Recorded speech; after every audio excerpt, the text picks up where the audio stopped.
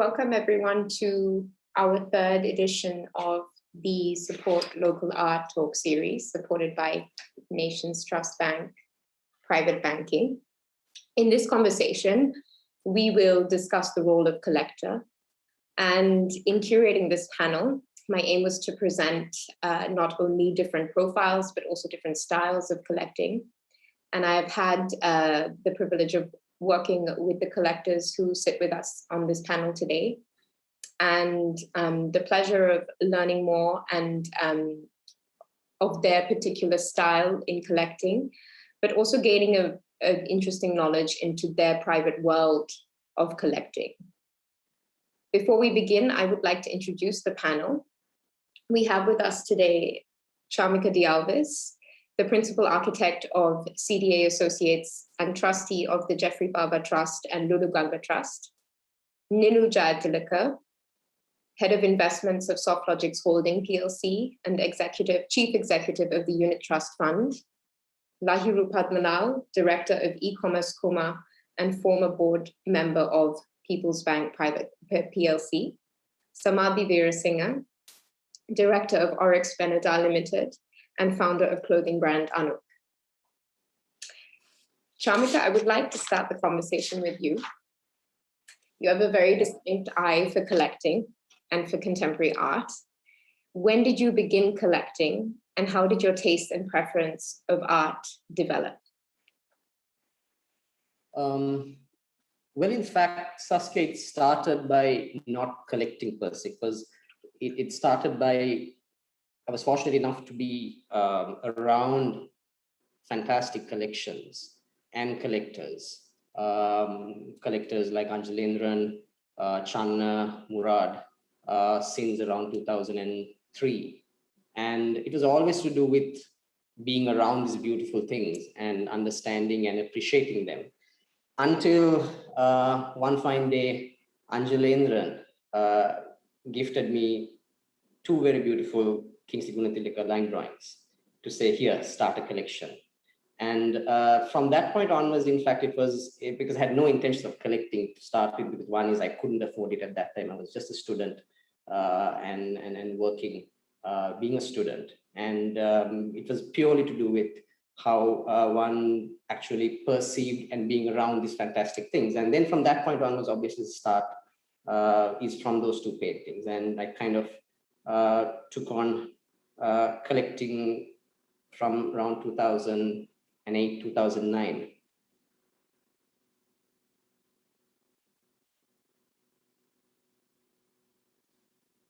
You spoke about how at that time, at the beginning of collecting via the architects that you were working with, you also were introduced to many artists, and via their collections were exposed to the world of collecting, the world of art in Sri Lanka at that time. Can you tell us a little bit more about that?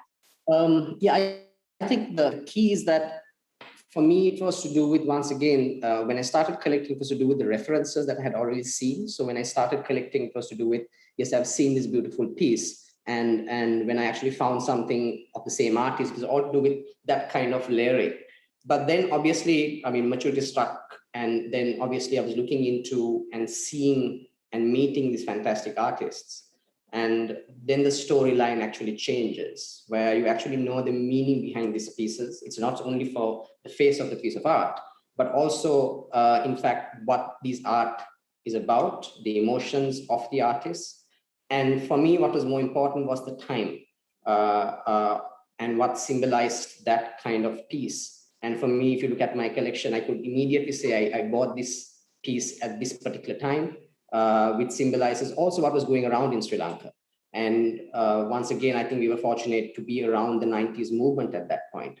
And being and getting to know people like Jagat Weerasinghe, Pala Potapitiya, Sanadanan, Mohanad, and even people like Shamini with her curations and her publications. And being around all of that, in fact, kind of gave me a different direction and to kind of appreciate concept art and looking at that in that form.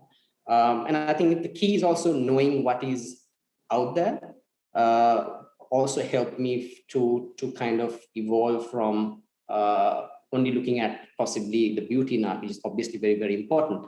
But sometimes, as Jagat says, ugliness is also beautiful. And you have that, what you call the extreme ends of it.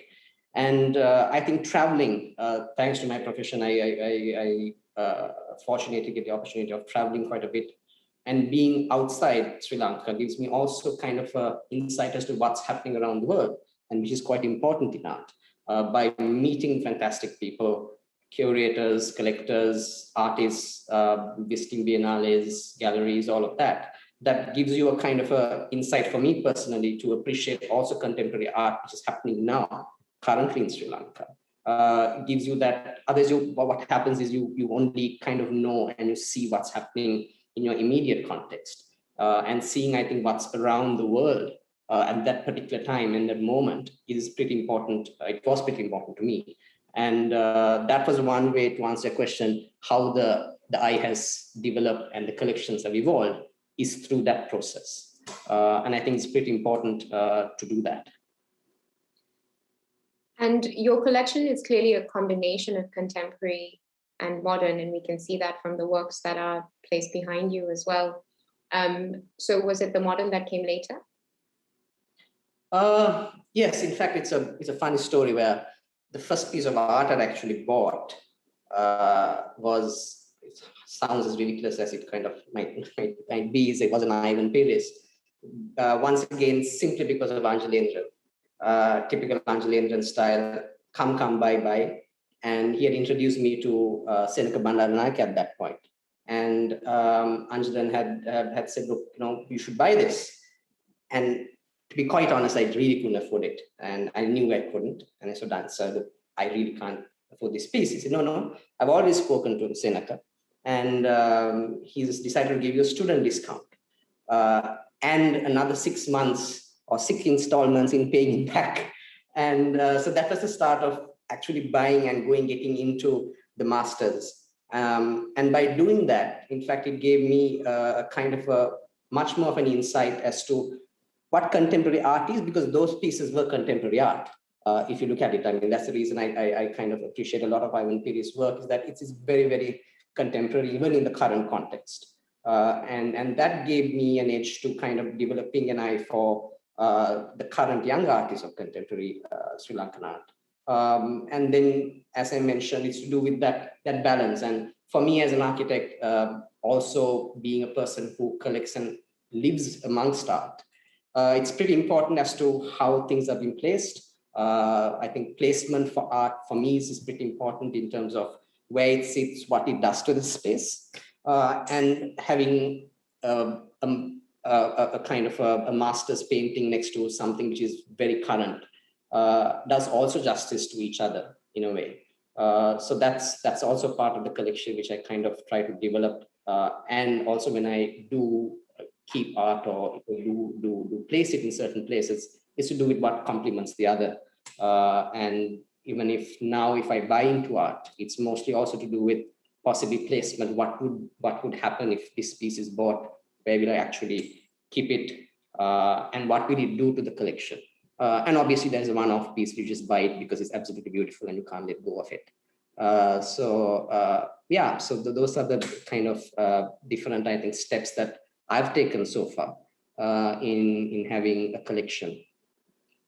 Thanks, Chamika. It's really interesting to understand how this journey of collecting began. But also for younger collectors here, people who are interested in starting a collection to sort of get an idea of how now you have a combination of modern and contemporary, but at the very beginning, it was also about being realistic with how you could approach, but understanding that you wanted a work of value, but being realistic with how you would be able to invest in that. And I think that's something incredibly interesting for younger collectors. It's not just about finding an affordable piece, it's about finding something of value. And then there are so many ways we can approach collecting nowadays in terms of investing in installments, etc. So thank you for sharing that. Speaking of investing, Niloo, I'd like to come over to you. We've had so many conversations based on investing in art and the growth of the art industry. And via your role, of course, more in finance. How did your interest in art begin before, this more kind of, I would say, what is today also much more matured relationship with art, which is very much related to this whole notion of investing in art? How did all of that begin? Saskia, it goes back a long time when I was a teenager, where I grew up in a family where art was there freely, because I had a uncle who was called Gamunu. He was an architect and he was also an artist, right? So we had like lots of paintings in our grandmother's house, in our house, all that, but a lot of his art was never appreciated by the family. It was maybe due to like only the portraits were hung in our family, in our grandmother's house. But there were lots of other interesting art that he had done, my uncle, where, it was like just being under some cupboard, in a cupboard and gathering dust, where it was not really displayed or hung in the walls of the house, our grandparents' house. But that's the time where I like looked into it, and I was like as a teenager, I was really interested in these pieces. And I used to even, in fact, question my grandmother, why are you not hanging this? And she never gave me an answer. But now I realize, because I think they were very conservative. They didn't want to hang nudity in their dining room, or, it was like messier thing like that. Because there were some beautiful pieces of, males, females, and, it was like, it's some amazing art. And what was interesting is that art was done in like newspaper at that time. I haven't still seen an artist who has used, instead of canvas, newspaper was used as a medium for them to develop art. So it was like, that's where it all began for me, in my surrounding of being around an uncle who was an artist himself and an architect. So that interested me. And also I had a friend in school who was, my buddy, and she used to paint. Her name was Chamika De Alwis at that time, but now she's famously known as Leila, and she's an artist. And I remember using my pocket money to buy some of her pieces at that time. So it all began when I was really young. And on the investment side, it was a question of if you ask me, did I invest in art? I would say no. But at the same time, when I had a personal liking to an art, and when I started buying or collecting, there was a value at the back of my mind. I used to question myself, if the 43 group could grow in value in terms of the market value of these paintings of the 43 group was growing at that time when I started collecting. And then I realized, okay, the contemporary art pieces that I would buy now also would have a similar boom in the next 20 years. So there was an investment side thereafter, by having a passion of just growing up in art kind of world. But that investment side, me being an investment manager, realized the value that, like the 43 group, right, that this contemporary artists can do the rounds and get the value creation happen for me as an investor. So that's where I started buying art. And when I think I would have come many times to your gallery, and when I insist, there are 3 rules that I look at when I'm buying, right? One is I need that signature on the top, on the front face of the art. And I keep insisting, I think you have seen me, Saskia, that I keep insisting I want that signature. And also, if you see out of my collection, 95% of the art has been bought through a gallery, a reputed gallery. Because what I believe is, as an investment manager, right, I look at the downside, the risk of also buying art.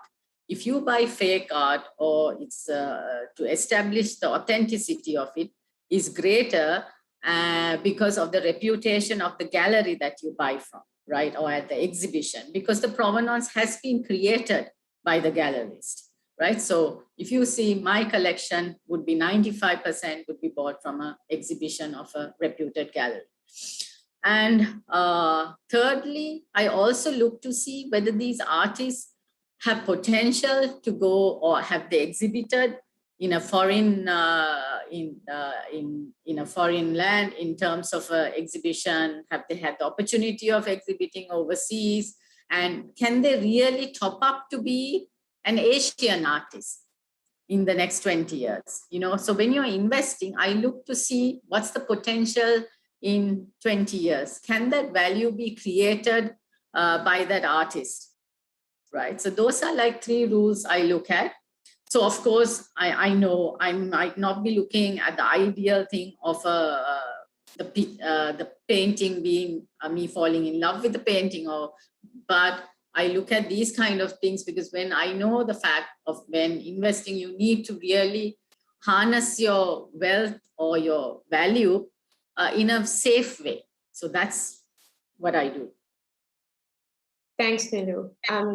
I know the style in which you collect, but it's also interesting how you pointed out this very beginning stage where you were observing your uncle's art and you had that courage to want to take. You shared with me how you took those pieces and actually hung them in your home, and that was really the beginning. And you were observing how people were engaging with those pieces.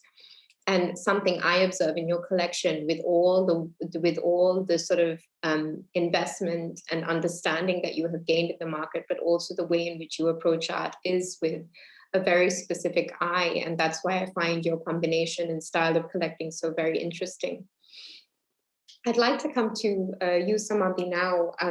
Speaking of this connection with art, and when I approached you to first be a part of this panel, you were sort of questioning why, and I would like to just sort of speak about that and in before I give my first question, because I think what's incredibly important in understanding what makes a collection is not just the size of the collection or the age of the collector, but it's also about, as I mentioned before, the characteristic in collecting and the understanding of what is your eye. And something I have observed, Samaadhi, now that I've had the pleasure of working with you for several years, was that you have from the very beginning a very clear idea of what you connected with when you were looking at contemporary art. Can you tell us a little bit about how it all began for you when you started looking at art, or when there was this exposure to art, and how it brought you towards looking at contemporary art as a collector? So again, I think it started with my parents, and they did have art hanging in their home.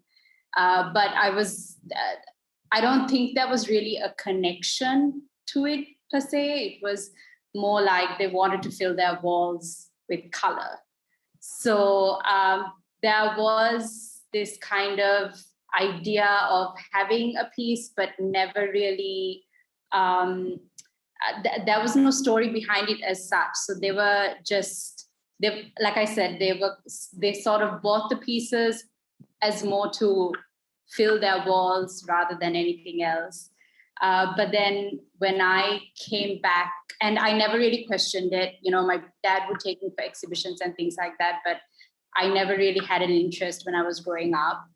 But then when I came back from uni and I was on holiday, I think in my last year of uni, my parents were building their new home, and they were just like, stop sitting around the house and help us with the house and kind of go and look for pieces for us and help out. So that's when, and they kind of pointed at like the places to kind of go and look at pieces. And I think that's one of the first times I met you, Saskia. And so from there onwards, again, for me, it started off as filling up a space, and I was looking at measurements rather than the actual piece. But the more and more I kind of started looking into it, like, first of all, I was shocked by the prices of the pieces. Like, I was asking my parents, like, seriously, is this really what's hanging on your walls? But it was, but then I started to question myself as to why this is what it is, and why they kept purchasing these pieces. And I have seen from a very young age, we have moved around a lot, and my parents' collection has grown, and they have gifted pieces, and there are pieces from the time that I was born to now, which have moved a few houses from home to home. So and I think the more and more I started to question, I think it started off with the price point, because I was like, why is something so expensive? And then I started to question it, and I think I started becoming more curious about it, I think. And then again, just helped them out with picking a few pieces, went back to uni, and then I came back to settle down here. And that's when I was actually thinking about starting my brand and things like that. And I think from there onwards, I started to look into like the history of design in Sri Lanka and like past designers and things like that. And then I think an aspect of art came in, like with the likes of Barbara Sansoni and designers like that. So I started again, it was a moment of like questioning and just being very inquisitive, and sort of started meeting you more and, asking more questions about pieces and visiting more exhibitions. Of course, for like the longest time, I didn't necessarily purchase anything. But it was more out of just curiosity. But then I started to actually respect the artist because of how long it took for them to build a collection and to exhibit, the thought process that goes into it, the story behind it. And slowly, step by step, like I started to have more respect, and I started to justify the value of it. And going back into the 43 group, to the 70s, to this whole, I think this, that sort of dynamic group, to everything, just kind of, it all just started to make more sense, So yeah, I think that's sort of how I came to, being more interested in not collecting, but owning a few pieces. What was the first piece of art that you purchased? So I can answer this in two ways. One is the first ever piece I bought was actually a print of Rajni Pereira's piece. It was actually from a charity auction I think you held a few years back. Again, I think no one bid for it because it was a print. But and I think I just got quite lucky there. And then an actual authentic original piece I bought was actually 2 years ago, because that was when I moved out of my parents' place and I moved in with my husband. And it was a Yuanta Yasas piece, and it was the exhibition was called A Love Story, and I think it was an emotional buy because I think I was going through the emotions of moving in with my partner and, the whole story of it all. So it was an emotional buy, and I mean, I still love it. That's the painting behind you. Yes. Speaking of emotional connections with art, Lahiru, we get to follow a lot of your collection on social media. And there's no doubt that you are an avid supporter of the art industry, but you also have, a career that has been very rooted in IT.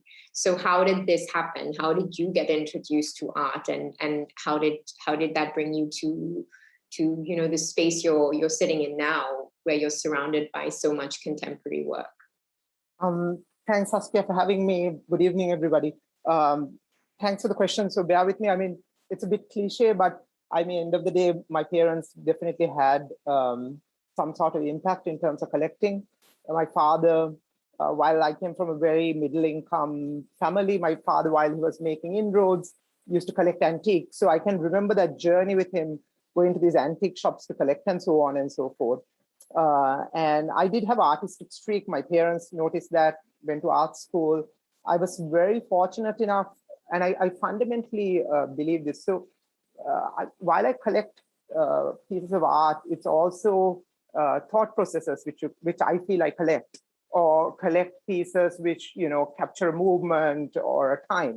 So one of the more fortunate things which has happened in my life is, I've met people who have broadened my understanding. So for instance, before I left, ever stepped foot in a plane, my art teacher, he used to live in Italy, and he explained to me about Impressionism, cooked prawns in a Western way. I've always said curries. So, it was this mind-blown incident. So it kind of, you kind of added on to it. So I think that was somewhat my journey. And I think I can, people like Anjalendra has come into my life. Again, their philosophy, Dominic Sansoni, Lucky Senanayaka, all of these guys actually really helped me understand how they think. And I kind of essentially try to then capture that. And whenever I'm collecting, I look at something like that. My ex-wife had a huge impact on how I collect. She's Icelandic.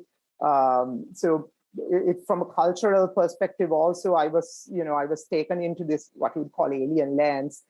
First time I saw an abstract expressionist piece, I was like, what is this piece of shit on a wall?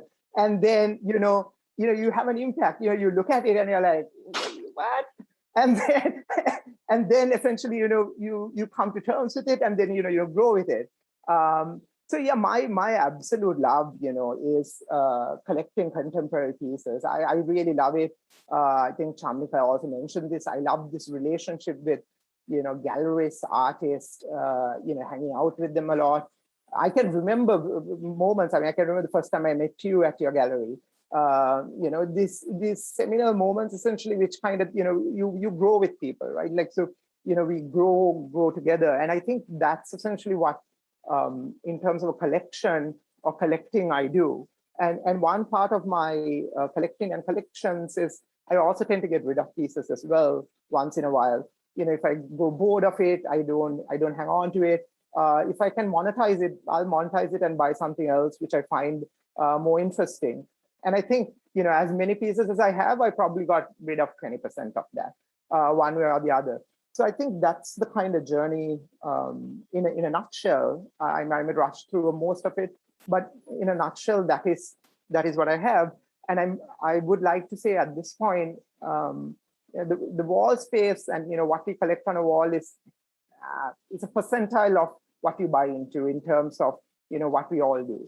So it's very much that journey that your life is so much richer for it, right? My life is so much richer for it. And I think that's what I go after, that those highs and lows of, having a piece on your wall. So. Thanks, Lahiru. I really love from all these talks that we've been doing, the sort of the parallels or the connections that arise from these conversations that while we've curated the panels, as I mentioned, because of your individual profiles, I find there are so many cross sections, whether it's Anjalendran, who has been this massive influence on young collectors and continues to be, or the relationship with the emotional relationship with collecting, the idea of investing in art, etc. So it's so interesting how each one of you has very, very individual characteristics and relationships with art, but also there are so many commonalities. Coming back to you, Chamika, we spoke about the beginning and how your collection has grown, but can you tell us a little bit more how your collecting influences you as an architect?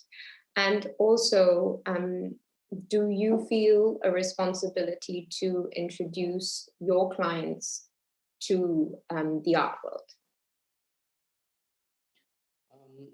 Well, I think art is something, I'm a strong believer that art is actually is something which is important in anybody's life.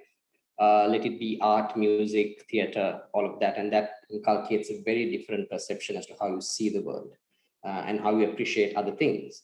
And saying that architecture and art together is one of those marriages that almost exists with each other being there. And I can't see, and I have not been in many spaces where art has been not there and calling it a fantastic piece of architecture or otherwise. And the greatest, I think, examples that we can have in Sri Lanka is the work of Jeffrey Bawa. And if you look at all of his work, and most of it is basically fantastic collaborations with fantastic people, artists and friends from Ina De Silva, Barbara Sansoni, Lucky Senanayaka, it could be Ismat Rahim. So all of these people, in fact, help in merging and weaving this one thread that takes the whole articulation of space, architecture, and all of that to work. So taking into consideration all of those examples, I think for me, clients with my practice, it's mostly of twofold. One is basic, the residential component of it, and also you get the leisure and the more private sector component, where if you look at the private sector and if you look at the leisure component, which are mostly hotels and that segment, convincing somebody as a person, an individual, regardless of the fact that they're collectors or not, or they appreciate, could be easy. But I think the challenge is when it comes to the corporates. You have the identity of one person, but then you have to also sometimes justify it to a board of directors, for example, if you're looking at a bigger project, and saying, yes, out of a budget of a hotel, you have another component which is almost equivalent to, sometimes equivalent to the cost of the project or half of it. And then you get a board of directors saying, okay, we really need this. But I think it's important, and I think from your perspective of what you have done, the patrons of Sri Lankan art have made that possible for us. And us as designers, I think I have the great fortune of working with Channa on many of these projects and having that conversations with, let it be chairmans, let it be board of directors, to say that, yes, it's important to have art in a space, a public space. I think it's something very important. And these people, for example, people like Ajit, Krishan, Abbas, all of them in the corporate world who have had relationships with me and the work that we have done, have actually we've been able to bring that into the public realm, and having fantastic artists also being a part of it and exposed to them, I think becomes easier when you try to also put that story forward to the corporate. Then you do have the other end of it, which is the residences, which becomes, I think, very private in a way, because it is your home. If you look at a hotel, if you look at a public space, it's there. It can be critiqued in a subjective way. Everybody has their opinion. But when it's a home, when it's a house, it's very personal. And as I think what Niloo was talking about earlier, I kind of get that all the time, where sometimes there's a kind of clean line of art which is not in the public viewing, and then that gets thrown back into maybe a bedroom. But although it would have been fantastic to have it in your living room, so there are those challenges. And you actually have clients who come maybe of, I think, categorize it as 4 types, where you have one being the type who comes and are shocked to see that you actually live with art, and they get kind of taken aback when you think that, okay, will they actually want, or will I want them to also have this kind of space, and have no intentions of buying or have bought art. But sometimes you get a pleasant surprise of them kind of ending up after the 18 months or 14 months or 20 months of being around you. And I'm fortunate enough to be able to, I think, be a part of that once or twice. So lucky with it. Of them, in fact, appreciating art. And that for me was a great opportunity and something to kind of look back and say, yes, I really changed their perception from starting to say that, okay, why is this on the wall and why are there so many pieces, or why is there art? And I think what Samaadhi was saying in terms of, I think, the cost of art for a person who's starting a collection, it can be shocking. And to say, are we actually going to spend this much? And to get somebody as an architect or a designer to say that, look, you guys, buy this piece, it will be there. And educating them, I think is a much more of a space. And also in terms of how, when you're designing it, for me, is that do do you leave room for art? And I think that's kind of important for me to, I always, I mean, with my experience and being around a lot of other designers, art plays a huge part in any space. So there's that immense encouragement that you kind of portray in terms of and bring forward to the clients and try and say, look, this space will be a very different space, and it does make that change when they actually see it at the end. Then obviously you have the jackpot where you have collectors who are clients, and that's a tremendous joy to work with, where in fact you have this vast collection of fantastic pieces, and you're given the opportunity of curating it within the space. And then if everything fails, you have the fourth category, which I call the Anjalendan technique of persuading your client to buy maybe 5 pieces of antiques and 15 pieces of art prior to even designing the project, and getting them to, I think Lahiru can relate to this quite well, with friends. And then that's I think also a fantastic way, which I have not been able to do, but I think Anjalan can do that. But that's also a way where you kind of educate and you kind of bring a different perception so that they kind of understand why art is important, why the build fabric of an antique is important. And you've not even realized what house you're going to, in fact, have it in, or how you're going to occupy that space. But you've got into that. And I think music, all of that kind of plays a huge part in that. So art is, I think the visual art is one component, but there's so many other things that make the broader picture work with clients. And it can be easy, sometimes it's not. Do you feel like it's people are more open to investment in art now, that it's changed more recently, or? Very much, in fact. And I think also what you guys also are doing in terms of the galleries, all of that. And I think great tribute to you all, where in fact, young artists who are, recently, if you look at Nirmala Vasan's exhibitions, all of what you all have done, all of that. I mean, it's kind of a lot of people are approaching. I have met a lot of people who, in fact, had no inclination of buying, have thought, yes, it's a beautiful piece, and it kind of, I think it's also the story where they have developed. You see a lot of people collecting, and also with social media, I think what's changing is that these collections are being exposed. People see it, and they know how actually people live amongst these pieces.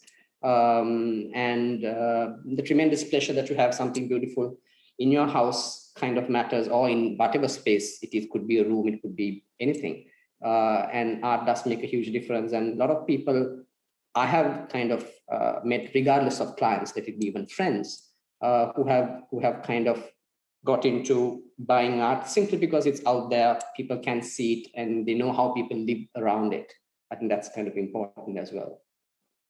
Thanks, Chamika. I think it's so incredibly interesting to understand how as a collector, you are also so much an influencer, and how that relates with your work as architect. And it's very connected, but also challenging at the same time.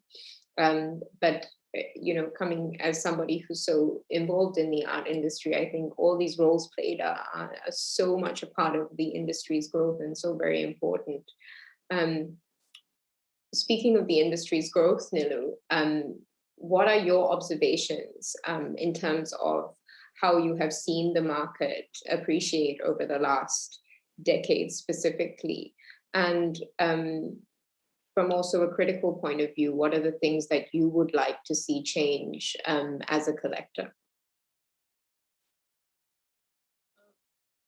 Past, I would say from like the 1990s, art has grown tremendously in terms of value in some of the artists like Jagat Ravindra to Anoma Vijayawardena to Lucky Senanayaka, those kind of artists that are the more contemporary artists after the 43 group. If you have invested and held on to those pieces, you're talking about having like 300% growth in terms of some of the prices that I would have paid. Well, what I paid for Jagat Ravindra in the 1990s, and now when you cost, I like, oh my gosh, I like Jesus, did I pay? I'm not going to pay this. But it's nice to know, but that's the whole idea of being a collector. And you need to get in and identify those artists at the correct time. It's like buying a stock, right? I mean, the whole idea of being a good investment manager is to identify those artists who are going to grow in value in whatever sense, right? Maybe through your talent, or marketability, your international acceptance. All those factors come and put a value to some of the art that is done, right? So I have seen a tremendous growth in some of the artists. And these artists also have grown in terms of their style. So it does not mean that just because you own a particular artist you bought in the 1990s, that it's all over. The artist can evolve and the style differs. So always as a collector, I would like to have different periods of the artist also. So I don't just stop at buying a particular artist, but if the artist evolves in terms of style or what they're doing, I like to have different pieces from those collections, because it's all about building that gap, or building the building block of that artist as well, right? So I would see, especially like Mohandas Carter, to all these great contemporary artists have changed tremendously in terms of what they were doing 20 years ago and what they are doing now. So it's a story that you build. Each chapter for all these artists is a chapter that they create for themselves. From the investment side, I always tell people, and I'm happy that Chamika and his clients recognize that art is a store of value, and and everybody should be having art in their investment portfolio. Because as an investment manager, we would always tell, and if you see in the global front, right, all investments, you have a diversified portfolio where you would have equity, you have fixed income securities, you will have real estate, and art is a very much component of that diversified portfolio that you create for yourself in terms of value creation and wealth creation for that individual or a corporate. So it's nice to know that people are doing it, because if you see on the international side, we see some of the artists like in the 1950s, now they're going at X number of times the price, and it's going to happen. It's going to happen for our Sri Lankan artists as well. It's a question of, do you believe in it? And are you going to get the timing right to do it as a collector? And you spoke also about some of the observations that you felt, some of the things that you felt needed to change in realizing the resale value of art. Can you speak a little bit more about that? Yeah, so I think for me as a collector, I think one of the things that we really need in Sri Lanka, in our art world, is that we need the art valuers and the art appraisers to come in.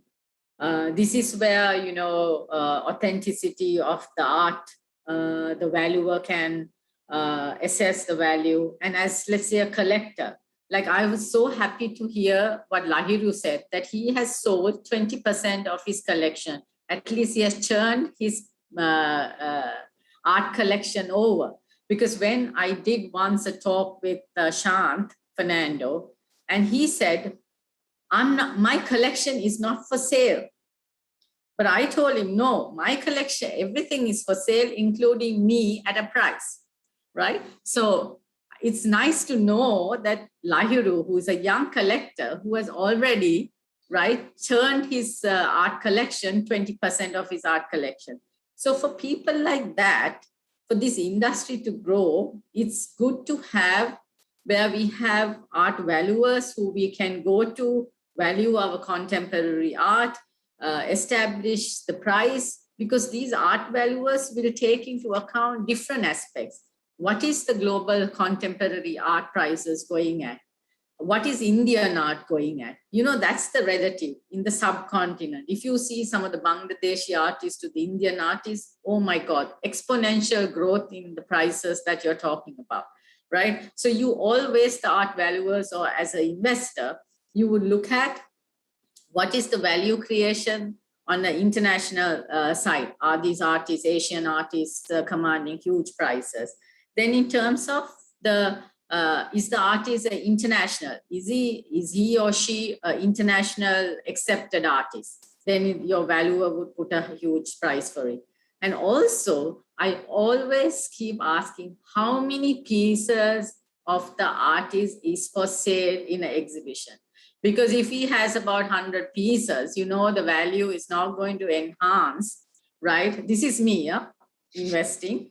It's not going to enhance like if you're going to have like a poster concept.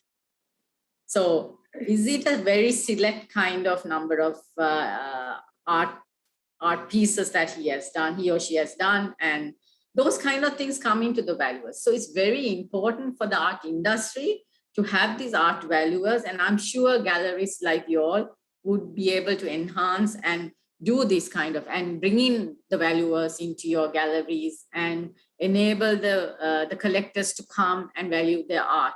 And secondly, I think what is most important is that you create a marketplace for the collectors, not only through the having exhibitions where the artists come and sell their artwork, but if the collectors, on the other hand, like Lahiru, wants to sell his certain pieces of his art, you should make that the buyer-seller to match. And that is very much needed so that, marketability of art, where you don't just become a custodian of art, where in the olden days in history, you would see the families commission the artists to do the work, the artwork, and then they passed it on from generation to generation. But like what Lahiru just told me, I'm so happy what he said. He has already sold 20%. So this is the kind of marketplace that we need to establish, so that not only the artist who comes and sells, the collectors themselves would want to come in. And that's where you need to match that. So for the industry to become vibrant and more people need to get in and want to, also, it's not only about the painting being on a wall and you admire it every day. People like me say, okay, this value, do I now enhance my value and really monetize and realize the gain that I have taken, I have got because of my ability to pick the right artist? It's like buying stocks. At a point after your holding period, you would want to sell and realize that. So that's the difference between maybe Shant and myself. I would want to sell some.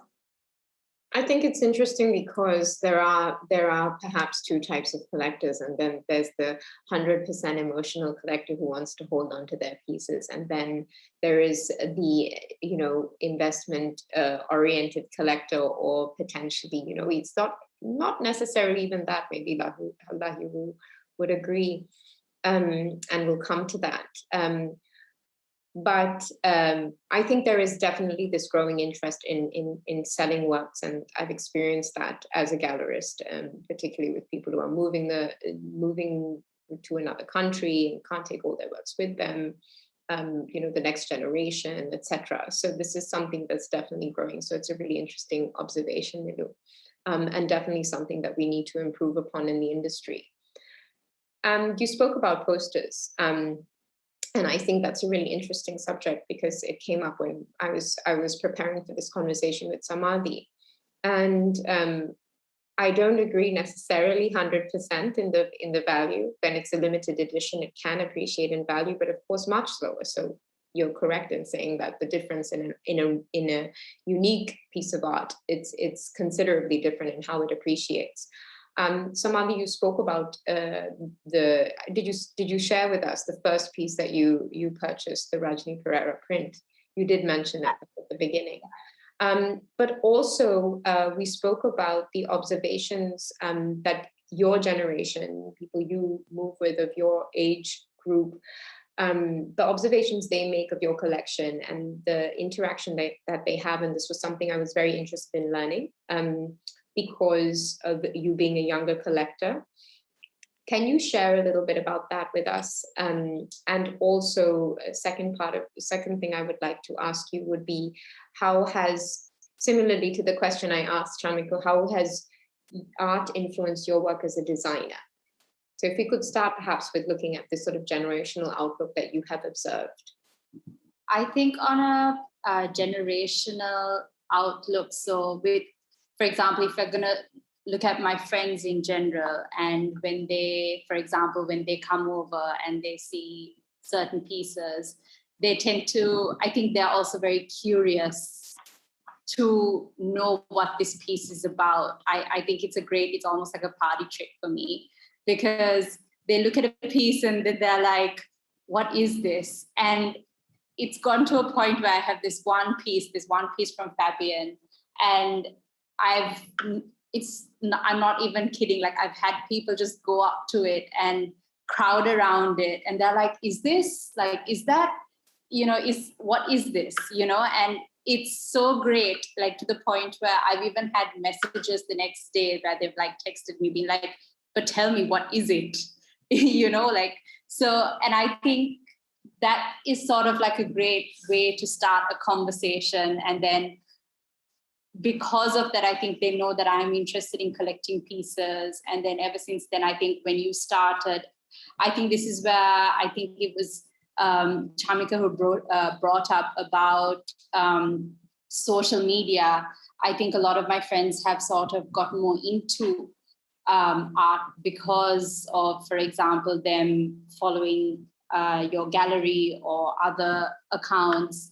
And in general, your initiative on supporting local artists, the foundation, they have even asked me, like, is it worth spending X amount on, these posters that you're selling, And I have been like, yes, do it, because that's sort of your in to picking a piece and then remembering, for example, what we're going through right now this year with everything that's going on with COVID, and trying to support artists and the local industry in general, to having a piece and then being like, this was the piece that kind of got me into it, So I guess that comes back to me buying my first Rajni print and then holding on to it with dear life.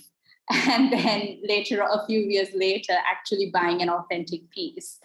It's the story and the appreciation of it with time and working on owning your first piece and to be proud of it as well, I think. And I think a lot of my friends and people my age are more and more interested in getting to know, I think, the value of an art piece with time. But again, it all comes down to, I think, the story and the price point and how they go about it, I think. But they're definitely very curious and wanting to know more. And coming, I think, your next question with how it sort of helps my design process. So I sort of, again, it was curiosity and having many conversations with you, Saskia, I think, and all the exhibitions I've been to when I was starting my brand. I think I've went into all of, like, my work is known to have a lot of color blocking and different contrasting colors and things like that, which I have to thank Ruan Prasanna for it. And then I have my very slinky pieces going, which I think I have to thank Nuan Nalaka for his very sort of, how do I explain his work? Like, it's very delicate and intricate, yeah. And sort of mystical, and, it's sort of like you're walking sometimes into a garden, into the Garden of Eve, So, so I think, and then of course my collaboration with Movindu Binoy, I think that was my first proper interaction with an artist, a local artist. And again, Movindu is closer to my age. And it just like his work really spoke to me because it was more of a direct link to everything, because his work is mixed media and it's a good balance of history and politics and social media and pop culture and everything mixed together. So it kind of, it really interested me to like talk to him and see why his pieces were such and where his inspiration comes from. So I think that was sort of my way of again, it came down to my curiosity of how all these artists came up with like all of these different mediums and how their pieces came about. So yeah. I think your journey, even though you're somewhat at the beginning, without wanting to sound patronizing in any way, but I think you have a taste for very provocative art, even though you would maybe not admit to that, and truly, and I think the influence that it's had on you as a designer and that interconnection that can happen with all collectors, I believe. It's very difficult to keep any other world apart, and how that influences and how that grows with you as you mature as a collector is such an interesting part of being a collector, and such an interesting thing for me to learn about the collectors that I work with. Lahiru, coming back to you, Niloo was thrilled with your approach to collecting. And we had a really lovely conversation prior to this talk about how you've really moved 100% into the contemporary and how your relationship with art has evolved. You also you are very much involved in other projects. So I think also really kind of developing your work as an art patron in many senses. Can you tell us about these projects? And can you also tell us about some observations that you have made of the industry, having been so immersed and involved in everything for quite some time now? Sure, thanks, Asya. I'll start with the last question and kind of progress towards the projects which I'm involved in.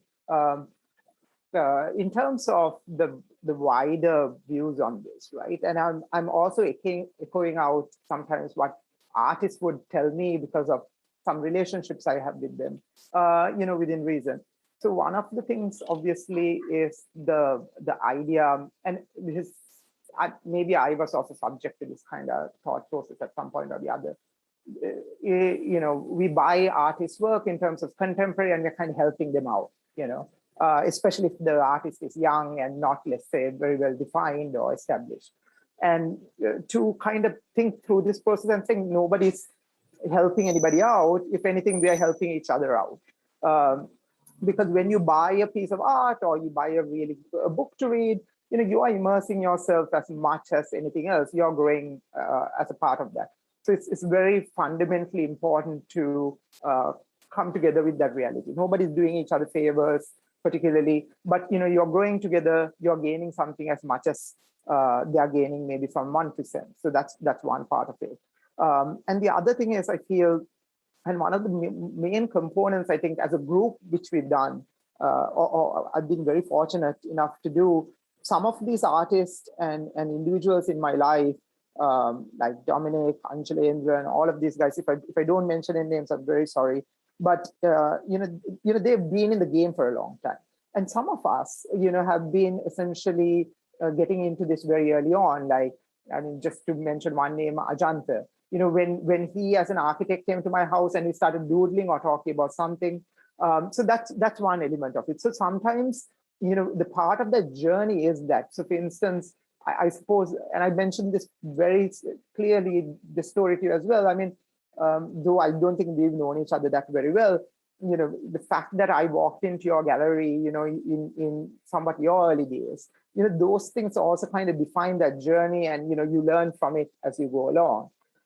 In terms of more I'm really trying to push myself. So one of the other the reason I'm into contemporary is I'm always trying to kind of essentially see, what would engage me more. So for instance, I've been trying to you can minimally start, in Sri Lanka as well as elsewhere, because you can now have access to people who are outside Sri Lanka, especially I think in Pakistan, there's a really great scene, India, and so on and so forth. So that I've been kind of doing as well, stretching the envelope a little bit. And that's sometimes when I have to sell art. Like I was very fortunate enough to get a collection of 3 pieces from this Jatoi, Ayesha Jatoi out of Pakistan. And I was like, oh, I have to have them. So I had to like sell stuff. So I was like, what am I going to sell to kind of pay for this? So that happened.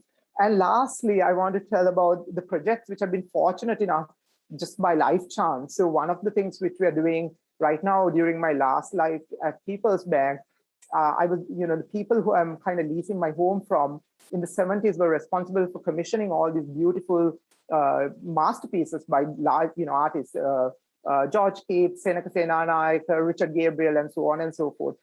So when I went in as a board member, I was like, okay, let's, try to catalog these, let's bring them out from where they are, and had the great privilege of working on the large George Keats through 2 GMs. And now we are in the process of essentially cataloging it. I'm speaking to actually Ismat on it. The current GM is like really pushing for it. So this will be kind of saved for future generations. And, to me, I take immense pride in that. The other kind of project which I'm involved in, and I thank you for giving a chance to kind of speak about it. One of my very close friends, Mohanat's wife, who's also very close, Maria, a 2-time cancer survivor. And, she had that treatment in Sri Lanka. So she wanted to give back to the Sri Lankan, community and so on and so forth. So she wanted to actually start a foundation in order to kind of aid patients. So we ended up, or she ended up actually driving this whole process. I'm involved in the technology part in terms of e-commerce and so on and so forth. So we are building a website, not only for the art pieces, which are going to come to Sri Lanka and has come in, and they'll be, I think, 2 exhibitions, and I'm thrilled to be somewhat tangentially part of it, and also to raise money for it. So I think it's a part of this kind of lifestyle I like to be in, and that's how it has helped me. And even this conversation, meeting you all, I mean, this is all a part of, I think, collecting and being in that group of people. So that's in a nutshell what I'm kind of doing now. Thanks, Lahiru, for sharing all of that. It's really wonderful to learn how collecting has also taken you into these other worlds of building on and bringing awareness into different spaces, like the People's Bank project. Those works look particularly interesting. I had no idea about them until you posted about the project on your Instagram. One observation you also made about the scene was that you felt that artists needed to be given more credit for their agency, that they needed to be appreciated for what they were doing as a career. And that is something that is not necessarily given the correct accreditation or appreciation from our audience. Could you share a little bit about your thoughts on that? So essentially, I feel, and this is a very, I might change my mind at some point or the other, right? So, and essentially, so the whole process, I felt in terms of, and it's a discussion which we fundamentally have, and I've also had in terms of these movements and so on and so forth.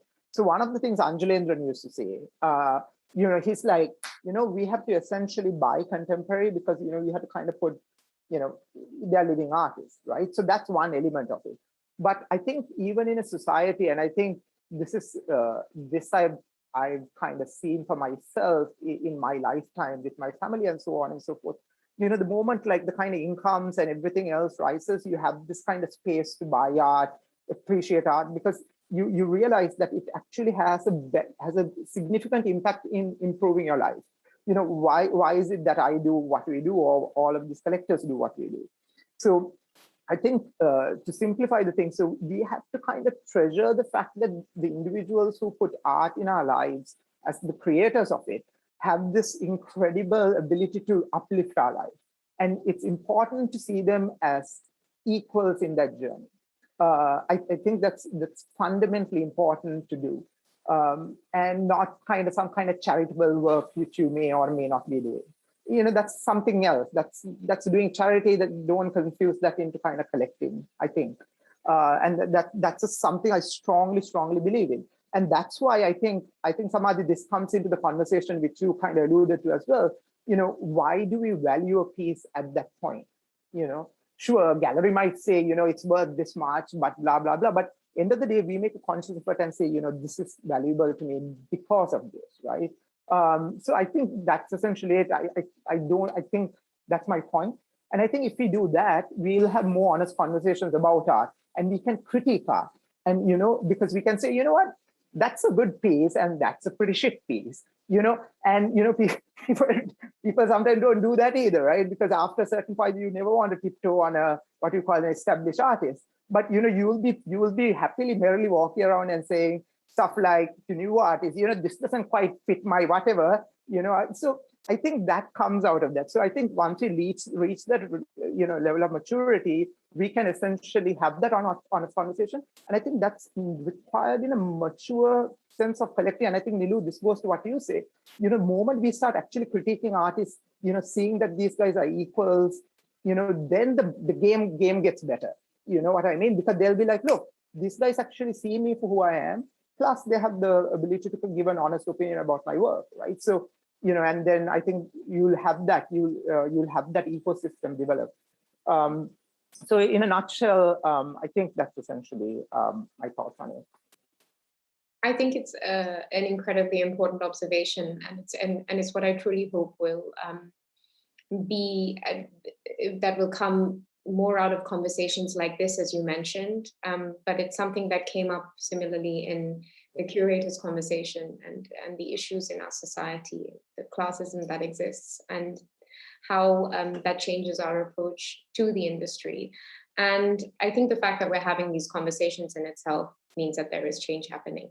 And I see that, I observe that in the way that people are interacting, but I also observe the opposite and feel very strongly in agreement with you, Lahiru, that needs to change, that artists need to be appreciated for their portfolios and their work, and what the established artists have achieved in our industry is so phenomenal, and the emerging artists as well. So thank you for bringing that up. I want to move on to some questions because we have quite a few, and it would be great to give everybody the opportunity to engage with you. Victoria Walker is online and she's commenting and saying, really interesting discussion, thanks. Would like to hear a bit more about panelists' relationship with artists. Do you see yourselves as patrons? Lahiru, perhaps you want to answer that? I had it assigned to you because Victoria was kind enough to share this question before. You're on mute. Yeah, yes, I don't see myself as a patron. I see myself as a what I would call an art lover. It's a more fluid term in terms of it gives me the freedom to have this level of kind of conversation or express myself more fully.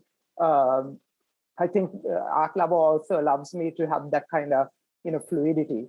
So thanks, Victoria, for the question. I feel like I'm an art lover, and I think that's where I would like to be at.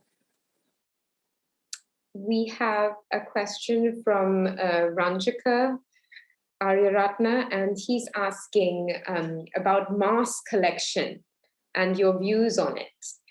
How some collectors sometimes stack up, in his words, stack up hundreds of valuable art pieces in storage where no one really gets to enjoy them. Chamika, would you like to give your opinion on that one? Well, I think everybody has a collection which is not on walls, and some of them are in either portfolios or stacked up, as he says. But I think that stacking up is also a process of appreciating it. I'm sure all of us sometimes go back to these pieces, look at it, appreciate it ourselves. It doesn't mean it's just stacked up to collect dust, but I think it's to do with the whole process of collecting. And is it collecting in the bulk or is it actually all pieces which actually make sense, and it's a collection of so I actually feel that, yeah, it's kind of important also to do that in a way, depending on your parameters of how you collect it, and it's your own, I think, appreciation towards that. Saskia, can I just add something? I want to ask if you have some work stacked up in a room somewhere. That's a very diplomatic answer that I might spare you.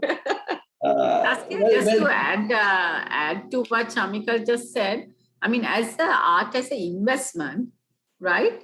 You will not be able to hang every piece in your home or your office or wherever, right? But if you take art as an investment asset class, there's no harm in stacking up. If you think some artist is going to do really well and you're taking that call for 10 years, and I would be doing that if I had the capacity to hold the artist and keep for a while, because that would be a wise investor. Because if you see in history, that's what some of the some of the great works have been held by a few collectors. So yeah, why not?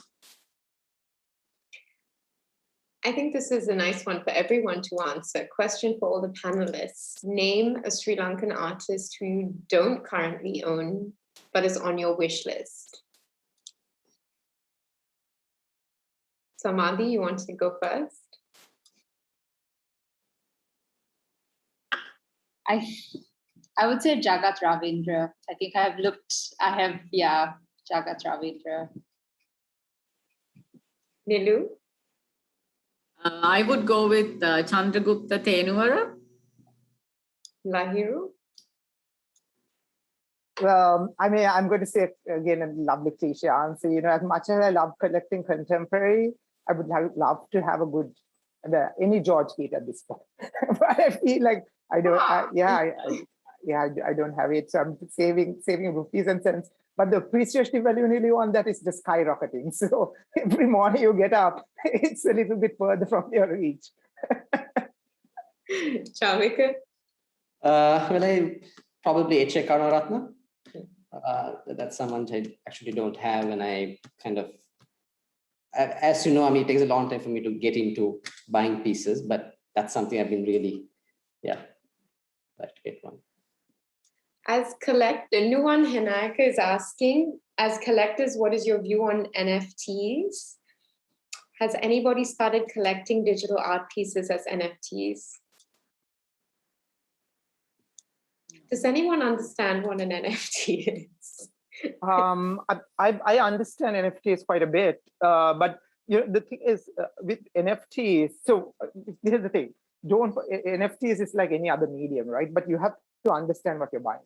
So I think there's a lot of hype about general NFTs, and it's easy to get carried away with that kind of and then invest money or put money onto it, which you don't have to. And NFTs are primarily an investment mechanism, because the whole idea is you can have that art if you want to, right? Like it's easily downloadable, so you can enjoy it. It's an investment mechanism based on blockchain. So just do your investigations thoroughly before kind of engaging on it, is what I would have to say. I find it interesting how this NFT conversation is coming a lot into the artist industry, but personally as a gallerist, I feel like it couldn't be further away from what we're talking about here, which is really this kind of relationship with maybe not from investing, but this relationship with art. And that goes back as far as it goes with everybody here, and how it's inevitably an emotional connection. So it's an interesting one. Tehani Ari is asking about thoughts on investing in supporting public and street art. Can I have a crack at that? Because yeah. I started buying street art as I mentioned this story to you, and you know, it is one of the most, you know, and for a long time even now, there is incredible gems there. So essentially, and I feel uncomfortable even putting it on the street art, but we'll say art which is available on the street, right? So not street art, but art which is available on the street. If you have an eye for collecting, you can find gems anywhere. Not collecting art, collecting anything really. But what you have to remember is the person who kind of is selling that piece on the street probably puts the same level of thought process and so on and so forth for creating art. And I would also like to reiterate the fact that, thinking about my own life and my accomplishments, that's basically also based on luck.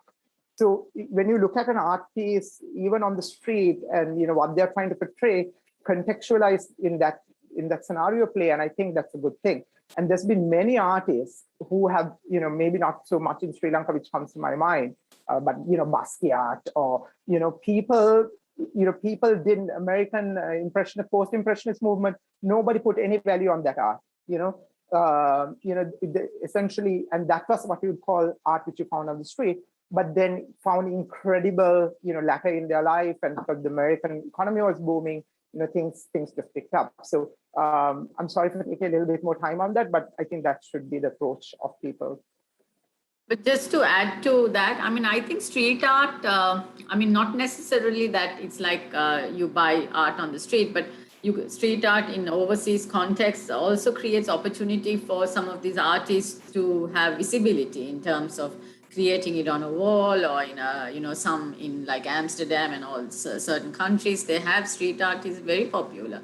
And that's the way of expressing. And art is beautiful in any sense, so I think, I would support street art in terms of a corporate to support for these young artists to come out and express their whatever they feel inside and whatever their creativity to blossom. As a corporate, I think that's a cool way to support these guys to just come and get visibility. I think it's really the corporate sector that does need to support public and street art. It's really an area that falls into that sector. But I think we are starting to see some really positive changes in that regard. Saul is asking, can you please share some promising young artists' names that in your view will make a name in the broader Asian region? Samaadhi? I think Movindu, Binoy, Shiri Raman, I think those two are so far, they've definitely caught my eye. Yeah. For young artists. Anyone else? I think Nirmal Vasan comes to mind. I think Chamika already spoke about him. I'm a big fan of his work. Ajanta, who is kind of exhibiting now, I think he's a really lovely find. And Pushpakanta, and all of these are, essentially, if you even, and to the wider question, if you go to somebody like the Saskia Fernandez Gallery, and then you have that kind of conversation with them, I think there is enough kind of upcoming artists where you can have a conversation and then kind of say, these are the artists which I would like to follow. Those are names. Those guys I put. Nirmal Vasan I have collected quite a bit because I really, really love his work. So the last question from Asita: with the emergence of the market, art collectors should be an anchor or play an anchor role to facilitate and add fluidity to the market, further demanding the tools such as art insurance, lending against the arts from the financial market, and a governing body for authentication and valuation purposes from the state to tackle the fakes market. What are your thoughts on this? I think that's what I in my talk before, I addressed this. For the market to develop, you need the valuers to come in, right? And they are the ones who will establish the authenticity of the piece, because there are a lot of fake pieces that are moving around. And that's one of the reasons that the 43 group has, some of the artists have not been really able to harness in terms of a global sense, because of the fake pieces that are going around. So you really need to differentiate from the fake and the real stuff. So for that is what is needed in terms of valuers and the galleries to come and say these are genuine pieces. So that's important. That's very important for any industry to develop. I don't think art market can be regulated like the Colombo Stock Exchange or something, because it's a very much a different kind of asset. So you need to do it in a more subtle, discreet way of how you establish the values, how you establish the authenticity of it, etc. So, but you have to be cautious. And I always tell even new collectors when they ask me, I say, you really need to be cautious on the money you're spending. Are you throwing good money into the value, what you're seeing? Those kind of things you need to be cautious of, not because there is some name on a painting. Thanks, Niloo. I think with art insurance as well, we have a long way to go. I think the standards on which our insurance companies work in sort of valuing art collections needs a lot of work. So these are definitely areas that need more involvement. And hopefully, as I mentioned before, these conversations will be the beginning of initiatives and so many more ideas for what we can do. This brings us to the end of the conversation. I want to thank you, the panelists, for being a part of this. It's truly an honor to have you on the panel today, and thank you for so openly sharing your experiences as collectors and your observations of the industry. Thank you everyone for attending the talk and engaging with our panelists today. We will make this talk available online via our channel, and we'll be sending it out to you as well. So this series will be continuing, so we have a lot more to share with you. So do stay in touch, and we're very pleased to be working with Nations Trust Bank Private Banking on this initiative. Thank you, everyone. Stay safe and stay well. Thank you. Bye. Good night. Good night. Nations Trust Bank Private Banking is the epitome of elite banking. With its exclusive privileges devoted to providing just the right balance between financial success and lifestyle, our private banking members richly deserve. A financial solution dedicated to excellence, with an unparalleled array of products and services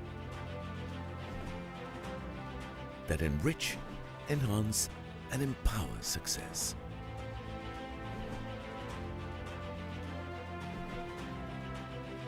A financial solution focused on wealth creation, lifestyle, and the establishment of legacy. A legacy of priority, a legacy of abundance, a legacy much desired. Creating a legacy that's timeless.